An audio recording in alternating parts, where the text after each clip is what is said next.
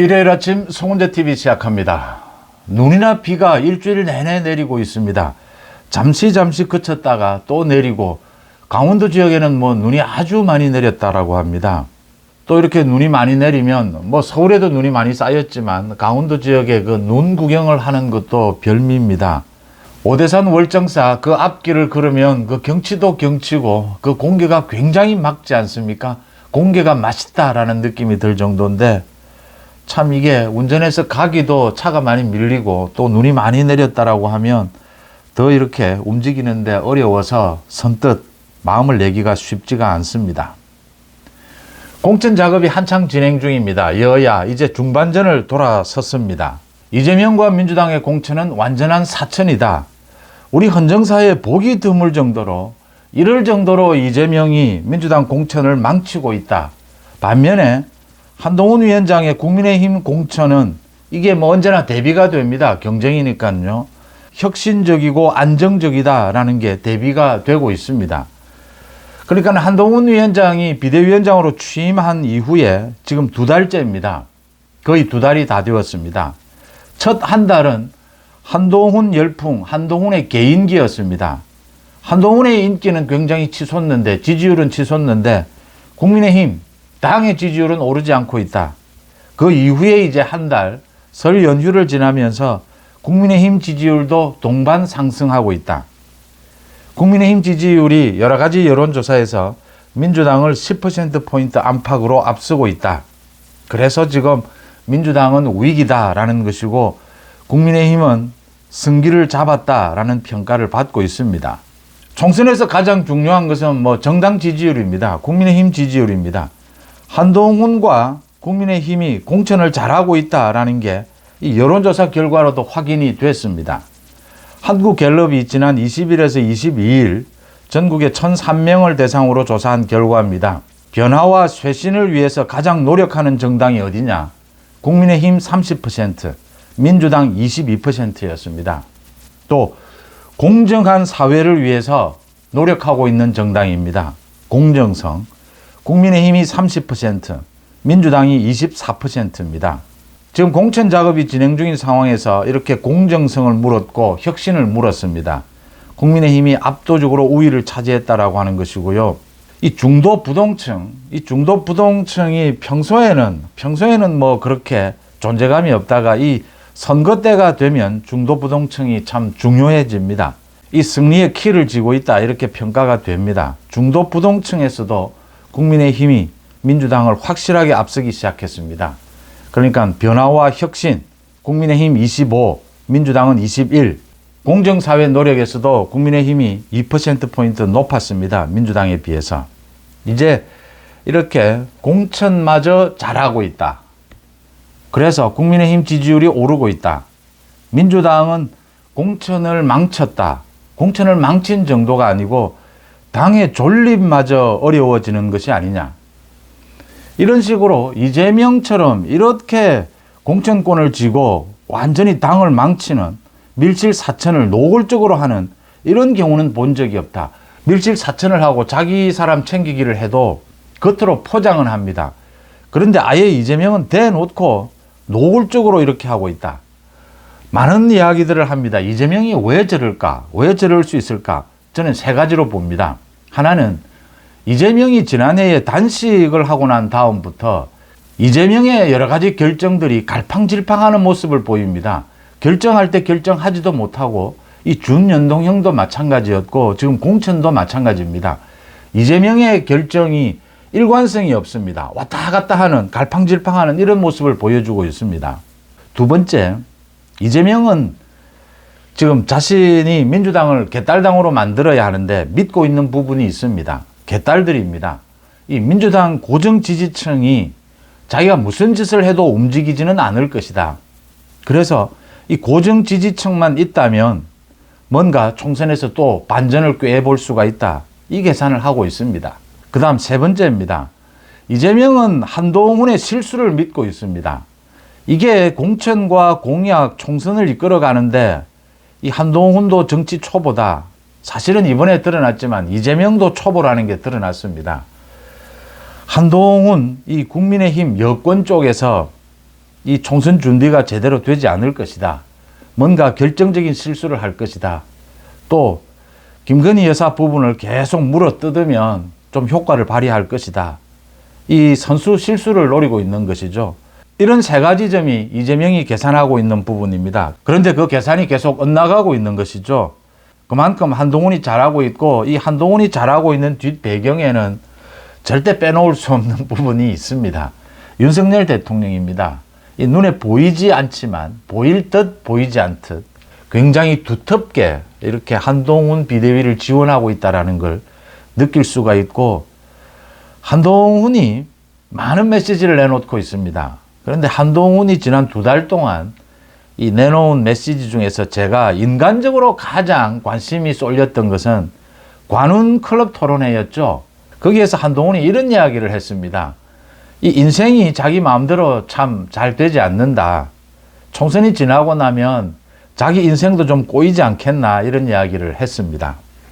한동훈의 인생이 꼬인다. 뭐 누구가 인생이 앞으로 어떻게 될지 누가 장담을 할 수가 있겠습니까?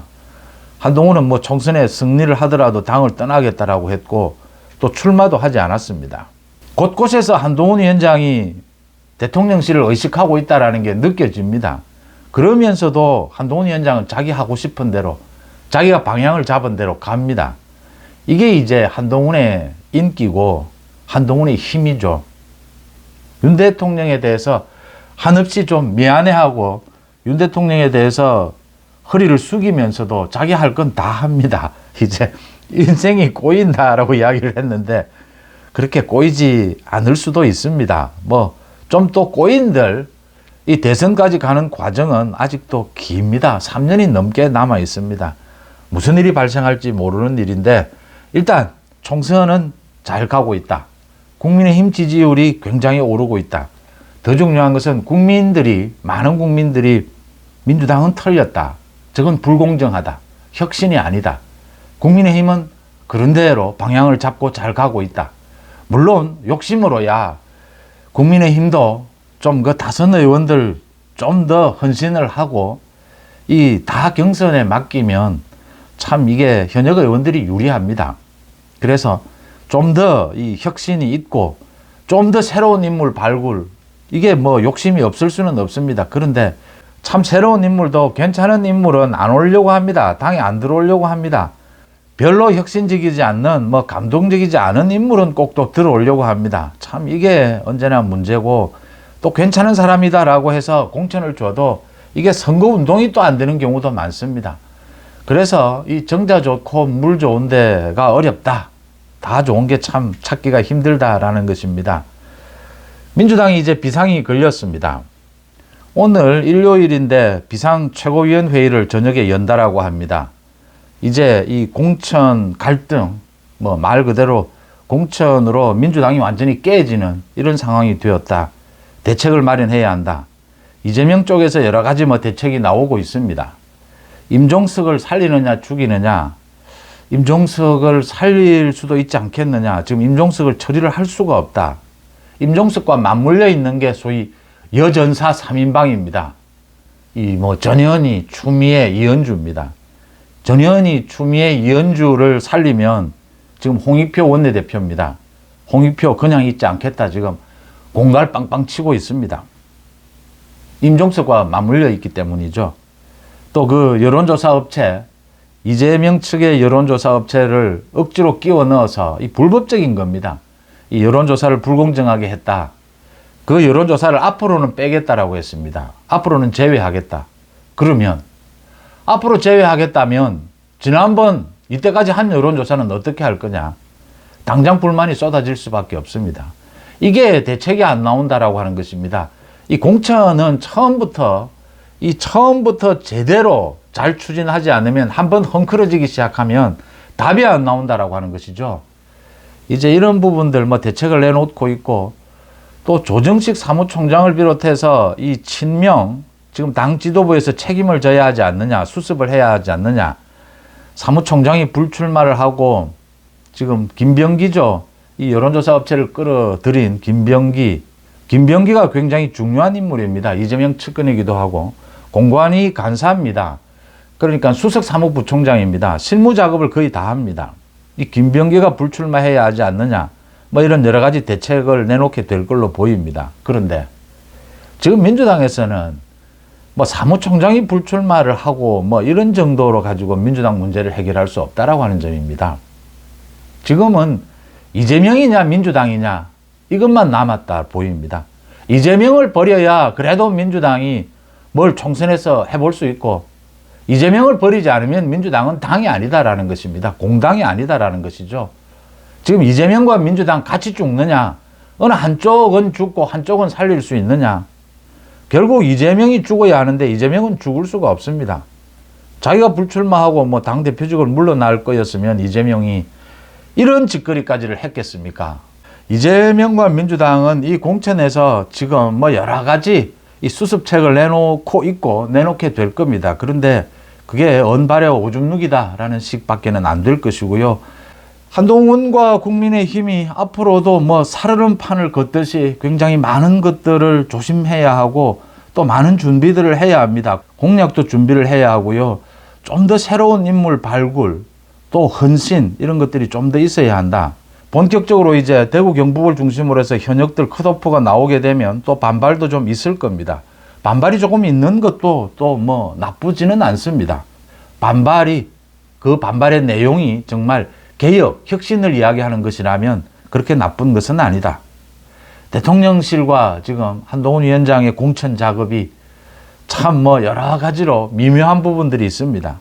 그런 부분들에 있어서 신경전이라든지 약간의 갈등이 있어도 그 내용이 괜찮고 또 수습을 잘하게 되면 크게 또 문제되지 않는다. 오히려 도움이 될 수도 있다. 그런 차원에서 한동훈 위원장이 소신 있게 이 공천 작업 또 공약까지를 잘 이끌어 나가게 되면 지금 이런 추세라면 승기를 잡았다. 확실하게 승기를 잡았다라는 건 분명해 보입니다.